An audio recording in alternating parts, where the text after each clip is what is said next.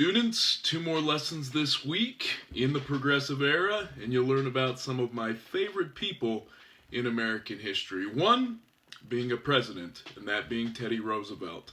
Now, I will not say or claim that Teddy Roosevelt is the best president in American history, but he's probably my favorite.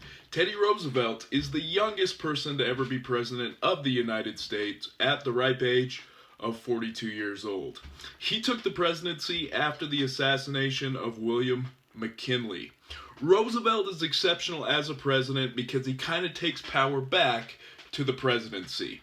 One person claimed that Teddy Roosevelt wanted to be the bride at every wedding and the corpse at every funeral, meaning he wanted to be the center of attention and he wanted the president to be center of America at large. Two of the reasons that Teddy Roosevelt is also very important to this era is because he was a progressive president. He called it the square deal. And Roosevelt actually sided with strikers, which at the time was unheard of during the Great Coal Strike. He called it the square deal, where he would arbitrate or referee between the business owners and the workers, and he would choose the side that he thought had the best argument, and in this case, he sided with the working man, which made him a hero for working men everywhere.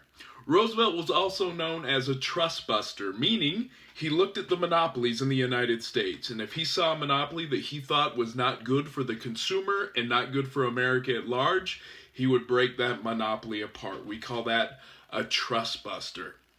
After Roosevelt's presidency, his handpicked successor, was William Howard Taft. Unfortunately for Taft, he had big shoes to fill, and he did not quite fill them. Taft's usually remembered not as a very good president, and he's remembered for the guy who got stuck in the bathtub. I'm not sure if that story is true, but what I will say this for Taft is when it comes to breaking apart monopolies or being a trust buster, Taft actually did more work than Roosevelt. Taft's probably his biggest failing as president is he wasn't as charismatic or loved as Roosevelt. In your second lesson, you'll learn about some other very notable individuals. You'll learn about 2 early leaders for African Americans. One being Booker T. Washington, who founded Tuskegee Institute for Higher Learning in the South, which is what we call an HBC, or Historical Black College, which still exists in the United States today. So why at the time did we have HBCs? Simply put, because black individuals in our country were not allowed to go to white colleges, especially in the South.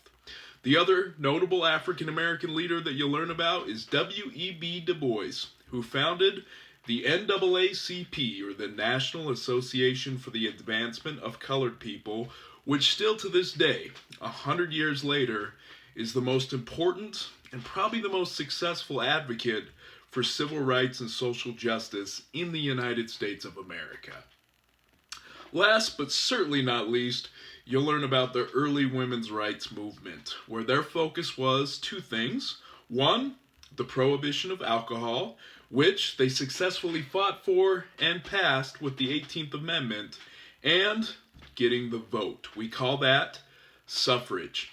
Fun story about that is one of the leaders of the women's rights movement, or the suffrage movement, was Susan B. Anthony, who was actually arrested for casting her vote illegally, because she was a woman, in a presidential election. And when she was arrested, she said, very famous quote, "Resistance to tyranny is obedience to God." Awesome quote. Tattoo worthy, if you will. So you have 2 lessons to complete this week. And then next week, we will work on our review and take the Progressive Era test. Have a good week. Stay happy, stay healthy, and I'll see you down the road.